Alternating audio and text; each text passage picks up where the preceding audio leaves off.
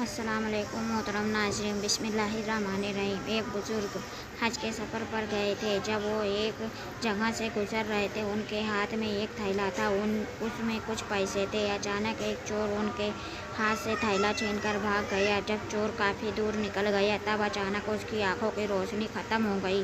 آنکھوں کی روشنی جاتے ہی چور نے رونا شروع کر دیا۔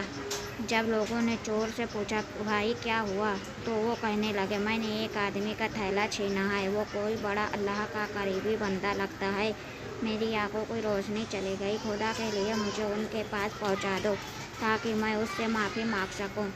جب لوگوں نے پوچھا کہ یہ قصہ کہاں پیش آیا، تو کہنے لگا، فلاں نائی کی دکان کے قریب پیش آیا۔ لوگوں نے اس کو اس دکان پر لے گئے اور نائی سے پوچھا کہ اس طرح کا کوئی آدمی یہاں سے گزرا ہے، آپ اسے جانتے ہو؟ اس نے کہا، مجھے ان کا گھر تو پتہ نہیں، ہاں مگر نماز کے لیے وہ آتے جاتے رہتے ہیں، اگلی نماز کے لیے پھر آئیں گے۔ یہ لوگ انتظار میں بیٹھ گئے۔ وہ بزرگ اپنے وقت پر تشریف لائے۔ لوگ اس چور کو ان کے پاس لے گئے تو چور نے جا کر ان کے ہاتھ پاؤں پکڑ لیے کہ مجھ سے غلطی ہو گئی، گناہ ہو گیا، نادم ہوں، شرمندہ ہوں، میری آنکھوں کی روشنی چھن گئی، آپ اپنے پیسے واپس لے لیجئے اور مجھے معاف کر دیجئے تاکہ اللہ تعالیٰ میری آنکھیں ٹھیک کر دے۔ وہ بزرگ کہنے لگے کہ میں نے تو تمہیں پہلے ہی معاف کر دیا۔ یہ سن کر چور بڑا حیران ہوا، کہنے لگا، حضرت میں تو آپ کا تھیلا چھین کر بھاگا اور آپ کہتے ہیں کہ معافی مانگنے سے پہلے ہی معاف فرما دیا۔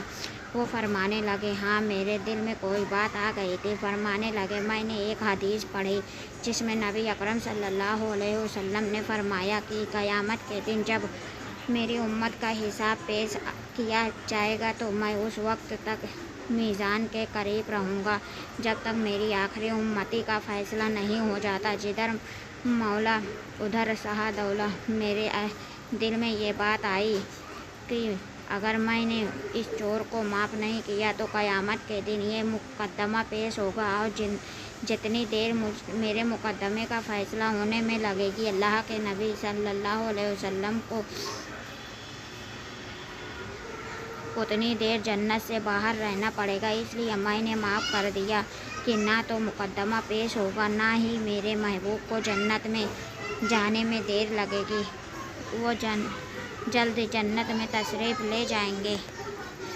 ویڈیو اچھی لگے تو چینل کو لائک اور سبسکرائب کریں دوستوں۔